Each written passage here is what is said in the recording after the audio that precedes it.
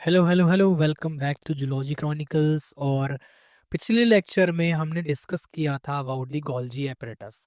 और आज हम स्टार्ट करेंगे लाइसोसोम्स। लाइसोसोम्स क्या है? वही जो एंडो मेम्ब्रेन सिस्टम जो है उसी का पार्ट है कौन? Lysosomes.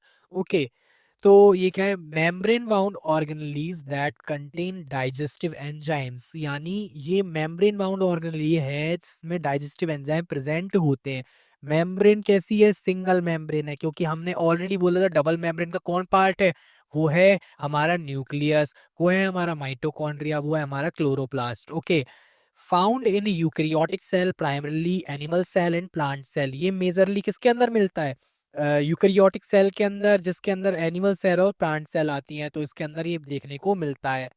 Primary function is extra cellular और intracellular digestion at acidic pH, यानी एसिडिक पीएच की हेल्प से ही एक्स्ट्रा सेलुलर और इंट्रासेलुलर डाइजेशन का काम करता है। ये इसका प्राइमरी फंक्शन है। Okay.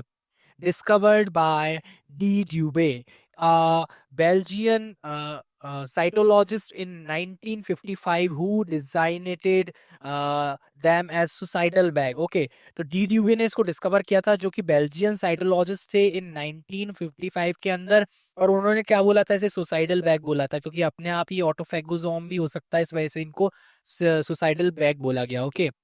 discovered as in a fraction that was intermediate between mitochondria and microsomes, यानी इसको एक फ्रैक्शन की तरह डिस्कवर किया गया था एक माइटोकॉन्ड्रिया और माइक्रोसोम के बीच में। माइक्रोसोम्स कई सारे पार्टिकल्स होते हैं, जैसे पैरोक्सिसोम भी माइक्रोसोम का ही पार्ट होता है। तो इसके बीच में इंटरमीडिएट जो था स्ट्रक्चर थी, तो इस वजह से इसको डिस्कवर किया गया। ओके। अब इसकी स्ट्रक्चर देखते हैं। जो जनरल क्या होता है कि इसकी आउटर जो स्ट्रक्चर है उस पे क्या है कि वो है प्लाज्मा मेम्ब्रेन की कोटिंग, जो कि कैसी है? लिपिड बाइलेयर है। ओके। अंदर क्या फील्ड है? उसके अंदर फील्ड है हाइड्रोलिटिक एंजाइम्स। हाइड्रोलिटिक एंजाइम्स क्या करते हैं? डाइजेशन में हेल्प करते हैं। ऊपर की तरफ क्या है? ग्लाइकोसाइलेटेड मेम्ब्रेन ट्रांसपोर्ट प्रोटीन, यानी ग्लाइकोसाइलेटेड मेम्ब्रेन ट्रांसपोर्ट प्रोटीन इसके अंदर प्रेजेंट होते हैं, जो कि ग्लाइकोसाइलेटेड होते हैं। ओके। जैसे H+ एटीपी पंप जो है वहां पे प्रेजेंट होता है। ये क्या करता है? मेंटेन करता है एसिडिटी। कोई पूछे तो एटीपी पंप क्या करता है? मेंटेन करता है एसिडिटी को। ओके।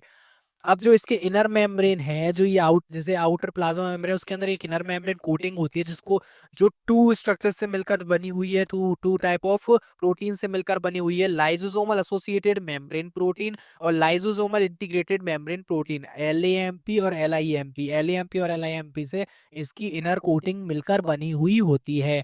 ओके। ये क्या होते हैं? ये क्या होते हैं? हाईली ग्लाइकोसाइलेटेड होते हैं। मतलब ग्लाइकोसाइलेशन बहुत ही ज्यादा अमाउंट में प्रेजेंट होता है। इस वजह से ये क्या करते हैं? प्रोटेक्शन करते हैं। क्या?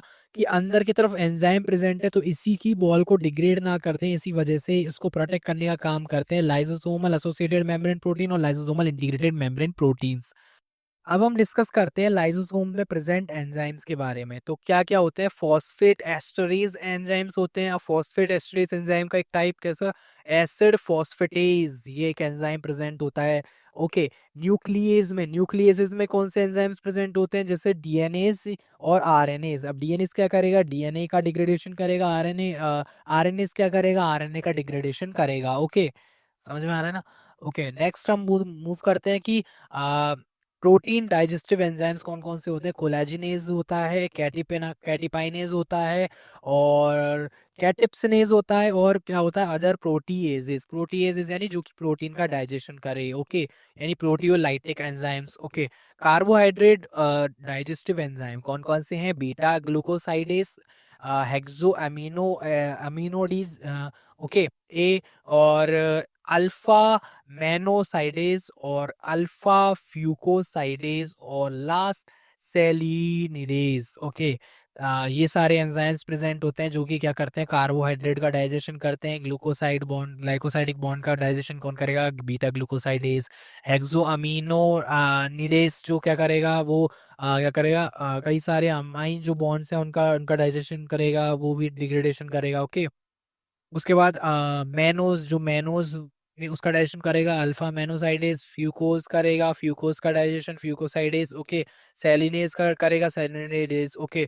उसके बाद में इसके बाद लिपिड डाइजेशन एंजाइम्स कुछ प्रेजेंट होते हैं, इनका उसका एग्जांपल है स्फिंगोमाइलिनेज और एस्टरेज। एस्टर बॉन्ड प्रेजेंट होता है तो एस्टरेज उसका डाइजेशन करेगा। अब हम मॉर्फोलॉजी की बात कर लेते हैं। वैसे ये सारे एंजाइम्स जो हैं बहुत ही ज़्यादा इंपॉर्टेंट हैं, इसको याद रखना है कि कौन कौन से टाइप के एंजाइम्स इसके अंदर प्रेजेंट होते हैं। इनको स्टार मार्क भी कर लेंगे अपन के पूछे जाते हैं कंटिन्यूसली। ओके, उसके बाद नेक्स्ट आता है मॉर्फोलॉजी। अब मॉर्फोलॉजी क्या है? शोज प्लियोमॉर्फिज्म। प्लियोमॉर्फिज्म का मीन क्या होता है कि रेगुलर शेप के होते हैं, तो size and shapes of the particle and irregularities of its inner structure, यानी इनर जो स्ट्रक्चर होती है उसमें साइज और शेप का बहुत ही ज्यादा फर्क होता है, इस वजह से इसको प्लियोमॉर्फिज्म बोला गया। Okay, in a cell lysosomes are surrounded by smooth और कोटेड वेसिकल्स। ओके, यानी सेल के अंदर लाइसोसोम जो होते हैं स्मूथ और कोटेड वेसिकल्स में क्या होते हैं, सराउंड करके रखते हैं। अभी स्मूथ और कोटेड वेसिकल्स कहाँ से फॉर्म हो रही थी, हमने देखा था कहाँ से फॉर्म हो रही थी, गोल्जी से। और गोल्जी के अंदर कोटेड वेसिकल फॉर्म करने के लिए क्या हो रहा था, COP यानी कोटिंग प्रोटीन कौन सा था, 1 था 2 था, ऑब्वियसली 1 था, क्योंकि गोल्जी से निकलने वाला 1 था, एंडोप्लाज्मिक रेटिकुलम से निकलने वाला कोटिंग कैसा था, 2 था। इसके बाद नेक्स्ट चीज आती है कि टाइप ऑफ लाइसोसोम्स। वैसे तो प्राइमरीली लाइसोसोम के 2 टाइप होते हैं, कौन कौन से, प्राइमरी लाइसोसोम और सेकेंडरी लाइसोसोम। अब उनकी स्ट्रक्चर कई सारे मर्ज कर जाती है, तो उसके बिहाफ पे हम देख लेते हैं कि प्राइमरी लाइसोसोम जो है वो ER यानी एंडोप्लाज्मिक रेटिकुलम और गोल्जी कॉम्प्लेक्स से फॉर्म होता है। इसके अंदर राइबोसोम्स जो होते हैं ना, वो क्या करते हैं, इसके एंजाइम का सिंथेसिस करते हैं। इसके अंदर कई सारे हाइड्रोलाइटिक एंजाइम प्रेजेंट होते हैं प्राइमरी लाइसोसोम के अंदर। ओके, फिर आता है एक फेगोसोम। अब क्या करेगा कि कोई भी सेल है तो सेल में से सेल क्या करेगी कि बाहर से कोई फॉरेन बॉडी आई या इनर फॉरेन, जैसे बाहर से कोई फॉरेन बॉडी आई तो उसका क्या करेगी, फेगोसाइटोसिस। जैसे अगर वो बाई चांस फूड है तो उसका फेगोसाइटोसिस करेगी, अगर वो कोई भी क्या कहते हैं वाटर वाला पार्टिकल है या फिर कुछ ऐसा है तो वो क्या करेगी, पेनोसाइटोसिस करेगी। ओके, हमने पेनोसाइटोसिस फेगोसाइटोसिस को पहले लेक्चर्स में देख ही चुके हैं। Associated with the primary lysosome to form secondary lysosome, यानी ये फेगोसोम है वो प्राइमरी लाइसोसोम के साथ एसोसिएट करेगा और क्या फॉर्म करेगा, वो फॉर्म करेगा secondary lysosome. Residual body, it is a final particle containing indigestible material, यानी it forms when the digestion complete. अब देखो कि अब इसके बाद सेकेंडरी लाइसोसोम के अंदर कन्वर्जन हो गया, सेकेंडरी लाइसोसोम से फिर क्या बनेगी, रेजिडुअल बॉडी, जिसके अंदर इनडाइजेस्टिबल मटेरियल होगा जिसको एक्सोसाइटोसिस की प्रोसेस के थ्रू बाहर निकाल दिया जाएगा सेल से। तो इस टाइप से लाइसोसोम वर्क करता है। अब एक स्पेशल कैटेगरी है ऑटोफेगोसोम। अब ऑटोफेगोसोम है क्या कि कुछ क्या होती हैं लाइसोसोम्स, क्या करते हैं अपने आप की, जैसे सेल है तो सेल के अंदर कोई ऑर्गेनली जो है वो डैमेज कर गई तो उसी को डाइजेस्ट करने का काम करते हैं, तो सेल्फ डाइजेशन का काम कर रहे हैं, तो इस वजह से ऑटोफेगोसोम यानी खुद का ही फेगोसोम, यानी फेगोसोम यानी डाइजेशन कर रहे हैं। ओके, तो खुद का ही डाइजेशन करते हैं कई सेल का, तो उसको हम ऑटोफेगोसोम बोलते हैं। अब लाइसोसोम की फेजेस को हम इस डायग्राम के हेल्प से समझते हैं। देखो, सबसे पहले तो ये देखते हैं कोई भी सेल के पास फॉरेन पार्टिकल आया, ये फॉरेन पार्टिकल है जो कि सेल के पास आ रहा है। अब क्या होगा कि सेल क्या करेगी, इसका करेगी एंडोसाइटोसिस, यानी हमने देखा था कि क्या होता है कि सेल के अंदर ऐसे इन्वेजिनेशन क्रिएट होता है और ये जो ऊपर की जो मेम्ब्रेन है वो फ्यूज करके एक फेगोसोम का फॉर्मेशन करती है। तो इससे सबसे पहले फेगोसाइटिक वेसाइकल का फॉर्मेशन होता है सरफेस के ऊपर और वो कन्वर्ट होता है फेगोसोम के अंदर। अब ऑलरेडी फेगोसोम के अंदर ये थोड़ा सा जो फॉरेन पार्टिकल है वो थोड़ा थोड़ा डाइजेस्ट होने लग जाता है, उसके टुकड़े होने लग जाते हैं। अब क्या होगा, यानी इसके अंदर क्या होगी, क्रशिंग होना स्टार्ट हो जाएगी। अब क्रशिंग के बाद क्या होगा कि अब यहाँ पे जो गोल्जी कॉम्प्लेक्स है उससे वेसाइकल निकल रही थी, ट्रांस जो फेज है उससे, ट्रांस फेज से निकली हुई वेसाइकल जो है उसको हम बोलेंगे एक वेसाइकल को प्राइमरी लाइसोसोम। अब वो प्राइमरी लाइसोसोम के अंदर जो राइबोसोम्स थे उसने एंजाइम फिल करके रखे थे। अब वो एंजाइम जो है वो क्या करेंगे, वो इस फेगोसोम के साथ में क्या कर जाएंगे, फ्यूज कर जाएंगे। तो फ्यूज कर गए तो ये सारे जो एंजाइम है हाइड्रोलाइटिक एंजाइम्स वो किसके अंदर आ गए, वो आ गए इस पूरे की पूरे फेगोसोम के अंदर। तो ये जो पूरी स्ट्रक्चर बनी इसको बोला गया सेकेंडरी लाइसोसोम। अब क्या होगा, इस सेकेंडरी लाइसोसोम का डाइजेशन स्टार्ट हो जाएगा। जैसे ही सॉरी इसके अंदर जो फूड मटेरियल है उसका डाइजेशन स्टार्ट हो जाएगा, किसकी हेल्प से, एंजाइम्स की हेल्प से। कौन से एंजाइम्स, हाइड्रोलाइटिक एंजाइम्स। ओके, अब जैसे ही इसका हाइड्रोलाइसिस हो जाएगा कंप्लीटली, तो क्या होगा कि यहाँ पे रेजिडुअल बॉडी बनेगी, यानी कोई भी इनडाइजेस्टेड जो मॉलिक्यूल्स हैं वो इसके अंदर एक्यूमुलेट रहेंगे। अब इसके अंदर पहले से इनडाइजेस्टेड मॉलिक्यूल हैं, अब उसको क्या करेगा, ये एक्सोसाइटोसिस की प्रोसेस के थ्रू सेल इसको बाहर निकाल देगी, जैसा हमने पहले भी देखा था। ओके, तो ये किसका एग्जाम्पल है, ये एग्जाम्पल है कि इंटर जो अंदर ही हो रहा है, इंटरसेलुलर जो डाइजेशन है उसका एग्जाम्पल है। इंट्रासेलुलर जैसे फेगोसाइटोसिस होती है, इसकी प्रोसेस है, तो उसका एक एग्जाम्पल है ये। तो इसका डायग्राम देख लो इस तरीके से। अब हम बात करते हैं फंक्शंस ऑफ लाइसोसोम। अब फंक्शन क्या क्या है लाइसोसोम के, तो पहला फंक्शन क्या दे रखा है कि ये इंट्रा एक्स्ट्रा सेलुलर डाइजेशन करता है, इंट्रा सेलुलर डाइजेशन में हेल्प करता है, साथ ही साथ में हार्मोन का सीक्रेशन करता है। ये बहुत ही ज़्यादा इंपॉर्टेंट है कि हार्मोन का सीक्रेशन भी कौन करता है, ये के फर्टिलाइजेशन में हेल्प करता है, ये भी बहुत ही ज़्यादा इंपॉर्टेंट है। और ऑटोलाइसिस इसका एक फीचर है खुद का ही।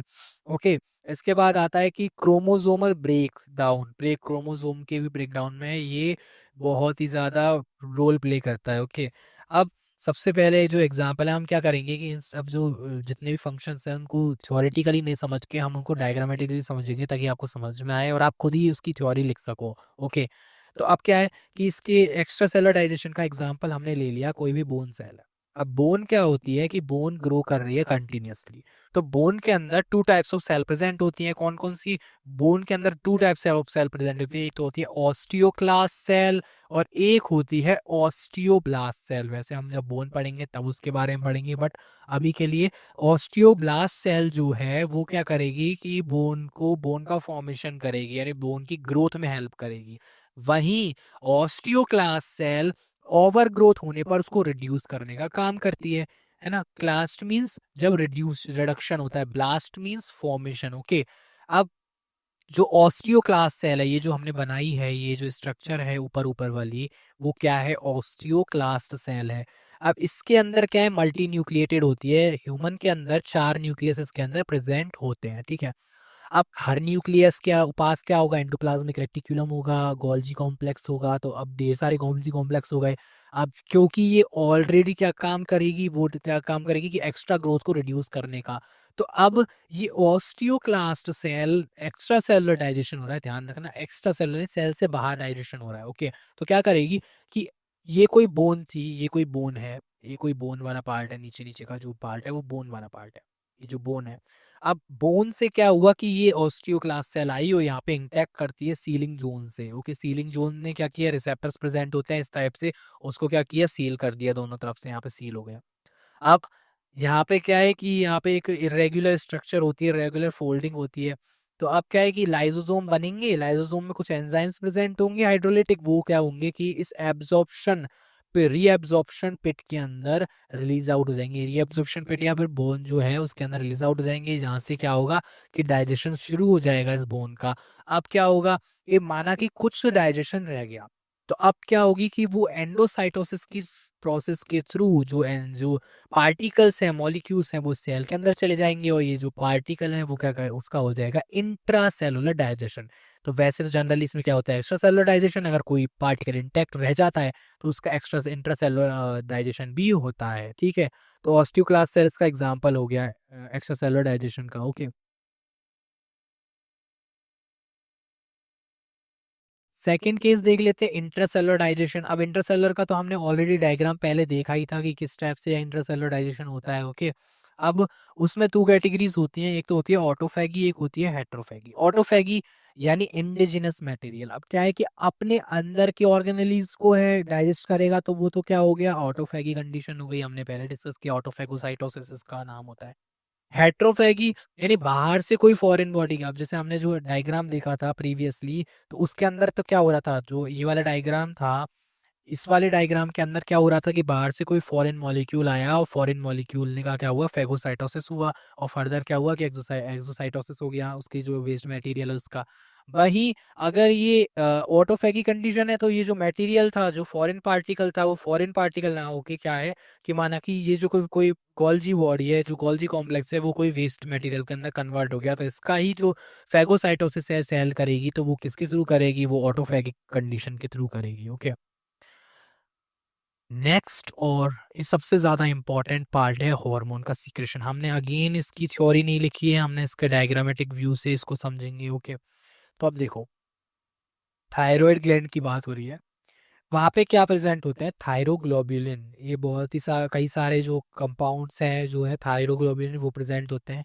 अब ये थायरोग्लोबुलिन उसकी एक फॉलिकुलर सेल, जो ये फॉलिकुलर सेल है, इस फॉलिकुलर सेल के साथ में क्या करेंगे कि ये फॉलिकुलर सेल एक्सोसाइटोसिस की प्रोसेस के थ्रू जो थायरोग्लोबुलिन है उसको अंदर लेके आएगी। अब अंदर की तरफ आ गई इसकी वेसाइकल। अब वेसाइकल अंदर की तरफ आने के बाद में ये जो वेसाइकल, इसको कॉलॉइड वेसाइकल बोलेंगे, क्योंकि कॉलॉइडल फेज के अंदर प्रेजेंट होती है। कॉलॉइडल फेज क्या होती है कि कॉलॉइड करती है ये अपने आपस में, जो रिएक्शन है उसके अंदर कंटिन्यूसली होती रहती है, जो इंटैक्ट रहती है उसको हम कॉलॉइड फेज बोलते हैं। अब क्या है कि लाइसोसोम आया, अगेन मैंने बोला कि गोल्जी कॉम्प्लेक्स से क्या होगा कि लाइसोसोम आया, लाइसोसोम क्या करेगा, इसके साथ फ्यूज कर जाएगा, फ्यूज हो गया। अब फ्यूजन के बाद में ये जो थायरोग्लोबुलिन था वो थायरोग्लोबुलिन का ब्रेक डाउन करेगा किसके अंदर, MIT एंड DIT के अंदर। MIT यानी मोनो आयोडोथायरोक्सिन और DIT यानी डायो आयोडोथायरोक्सिन। अब इन दोनों के अंदर क्या मॉलिक्यूल प्रेजेंट है, आयोडीन के सिंगल, और ऊप नीचे वाले यानी डाई आयोडोथायरोक्सिन के अंदर क्या प्रेजेंट है, 2 मॉलिक्यूल ऑफ आयोडीन प्रेजेंट है। ये क्या होते हैं, अब क्या है कि इनका क्या करेगी, तो इनको अलग अलग करने का काम करेगी। साथ ही साथ अब जो MIT और DIT है, MIT और DIT के अंदर क्या बोला मैंने कि इसके अंदर एक है, तो इसके अंदर कितने 2 मॉलिक्यूल है, तो इन दोनों की कपलिंग करता है। इसके अंदर एक एंजाइम प्रेजेंट होता है, कौन सा, थायराइड पर ऑक्सीडेजेज, TPO। ये थायराइड पर ऑक्सीडेजेज एंजाइम की हेल्प से यहाँ पर कपलिंग हो जाएगी इन दोनों की, और यहाँ पे फॉर्मेशन किसका होगा, यहाँ फॉर्मेशन होगा T3। आपने नाम सुना होगा, जब भी हम थायराइड टेस्ट कराने जाते हैं तो T3 और T4 टेस्ट बोले जाता है ना। तो T3 जो है उसका फॉर्मेशन कैसे हुआ, एक MIT और एक DIT से। वहीं अगर 2 DIT मिल गई तो क्या बनेगा, T4 फॉर्मेशन होगा। यानी दो आयोडो की यूनिट्स जो है वो आपस में मिल जाती हैं TPO के थ्रू, यानी थायराइड पेरोक्सीडेजेस के थ्रू। तब इसके अंदर यानी कपलिंग एंजाइम भी प्रेजेंट होता है, साथ ही साथ कैसा होता है कि इसका हाइड्रोलिटिक एंजाइम भी प्रेजेंट होता है। अब MIT और DIT अलग से क्यों लिखा फिर मैंने, वो इसलिए लिखा कि कुछ ना कुछ अमाउंट में MIT और DIT रह भी जाता है, जो कि नेक्स्ट थायरोग्लोबुलिन का वेट करेगा सेल के अंदर। ओके, अब क्या होगा, ये T3 और T4 कहाँ पे उसको भेज दिया जाएगा, वो एक्सपोर्ट कर दी जाएगी ब्लड कैपिलरी के अंदर। T3 और T4 को क्या किया, एक्सपोर्ट कर दिया। ओके, तो इस टाइप से ये होता है क्या, हार्मोन का सीक्रेशन। फंक्शन के अंदर एक और फंक्शन, इंपॉर्टेंट फंक्शन होता है क्या, फर्टिलाइजेशन। यानी फर्टिलाइजेशन की जो प्रोसेस होती है वो भी इसके अंदर होती है। ये किस टाइप से स्पर्म आता है, यानी हमने बताया था कि क्या होता है, स्पर्म के ऊपर होता है एक्रोसोम। एक्रोसोम क्या है, एक्रोसोम कौन बनाता था, गोल्जी बॉडी। और एक्रोसोम क्या है, वो एक बड़ा लाइसोसोम है। अब इसके अंदर क्या प्रेजेंट थे, इसके अंदर एंजाइम्स प्रेजेंट थे जो कि जोना पेलोसिडा को क्या करेंगे, डिग्रेड करने का काम करेंगे। ओके, तो ये स्पर्म का हेड है। अब ये, और इसमें क्या प्रेजेंट है, न्यूक्लियस प्रेजेंट है। न्यूक्लियस के पीछे क्या प्रेजेंट है, माइटोकॉन्ड्रिया प्रेजेंट है, और पीछे की तरफ क्या है, ये टेल वाला पार्ट है। ओके, अब क्या होगा कि जैसे स्पर्म आया तो सेकंड फेज के अंदर क्या होगा कि ये जेली कोट के अंदर आया। जेली कोट के अंदर आने के बाद में यहाँ पे रिसेप्टर्स प्रेजेंट होते हैं, ये रिसेप्टर की तरह। रिसेप्टर्स ये जो रेड से शो कर रहे हैं वो सारे रिसेप्टर्स हैं। रिसेप्टर रिकॉग्नाइजेशन होगा, जो किसके ऊपर होते हैं, विटेलाइन लेयर के ऊपर प्रेजेंट होते हैं। फिर क्या होगा, विटेलाइन और लेयर के साथ में इसकी रिकॉग्नाइजेशन होना स्टार्ट हो जाएगी, यानी फ्यूजन स्टार्ट हो जाएगा। फिर क्या होगा कि एक्रोसोम जो है, एक्रोसोम रिलीज आउट होगा, और इस जो विटेलाइन मेम्ब्रेन है, विटेलाइन लेयर है, उसका क्या करेगा, डिग्रेडेशन शुरू कर देगा इसके अंदर जो एंजाइम्स प्रेजेंट है उनकी हेल्प से। ओके, इसको हम बोलते हैं एक्रोसोमल रिएक्शन। और यहाँ पे फर्दर जो है, जो एग मेम्ब्रेन है वो भी डिग्रेड आउट कर जाएगी, और जो न्यूक्लियस है वो कहाँ रिलीज आउट होने लग जाएगा, वो एग के साइटोप्लाज्म के अंदर रिलीज आउट होने लग जाएगा।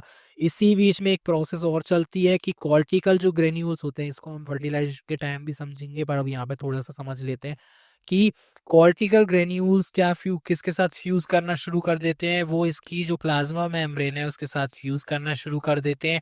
फिर कॉर्टिकल ग्रेन्यूल्स प्लाज्मा मेम्ब्रेन के चारों ओर लेयर बनाने लग जाएंगे, और जो न्यूक्लियस है स्पर्म सेल का वो एग सेल के साथ में फ्यूज कर जाएगा, और फर्दर जो है जाइगोट का फॉर्मेशन स्टार्ट हो जाएगा। वो जो फर्टिलाइजेशन की प्रोसेस है वो कंप्लीट हो जाएगी। तो इस टाइप से फर्टिलाइजेशन की रिएक्शन में भी हेल्पफुल होता है कौन, एक्रोसोम। एक्रोसोम क्या है, एक लाइसोसोम वाला पार्ट है। और क्या क्या करता है, ये करता है ऑटोलाइसिस। हमने बोला था कि अपने ही सेल का डाइजेशन करता है। अब कैसे, कई ऑर्गेनिज्म होते हैं जिन जैसे एम्फीबियंस के अंदर फ्रॉग है, तो फ्रॉग जो होता है स्टार्टिंग में टैडपोल वाली स्टेज में होता है। टैडपोल कैसा होता है कि उसका एक हेड होता है, इस तरीके से एक हेड होता है, और एक क्या होती है टेल वाला पार्ट होता है। अब ये जो टेल है वो क्या होती है, जैसे मेटामॉर्फोसिस की जो प्रोसेस होता है, मेटामॉर्फोसिस के अंदर मॉर्फोलॉजिकल चेंजेस आते हैं किसी भी ऑर्गेनिज्म के अंदर। तो एम्फीबियंस में जो फ्रॉग है या और जो एम्फीबियंस हैं उसमें क्या होता है, मेटामॉर्फोसिस होता है।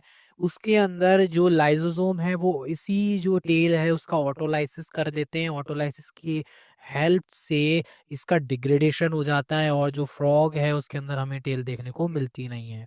इसी टाइप से इंसेक्ट के अंदर भी जो मेटामॉर्फोसिस की प्रोसेस होती है, कई सारे जो ऑर्गन्स होते हैं उनका डाइजेशन करना होता है, तो उसकी हेल्प कौन करता है, कौन, यही लाइसोसोम करता है।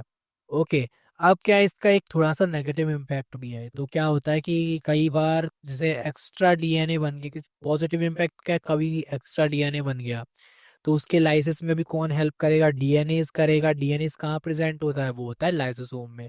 वहीं अगर क्रोमोसोमल ब्रेकडाउन में ज़्यादा क्रोमोसोमल ब्रेकडाउन हो गया तो एबनॉर्मलिटीज क्रिएट करने कर भी हो जाती हैं, जिसकी वजह से कई सारे डिसऑर्डर्स जो है वो क्रोमोसोम से रिलेटेड इसके अंदर देखने को मिल जाते हैं।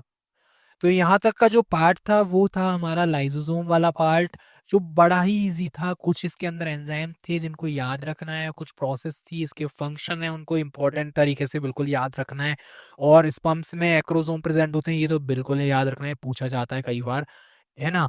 तो इसी के साथ आज की क्लास को हम यहीं पे कंक्लूड करते हैं। Okay, thanks for watching. Next lecture के अंदर हम देखेंगे पर ऑक्सीजोम।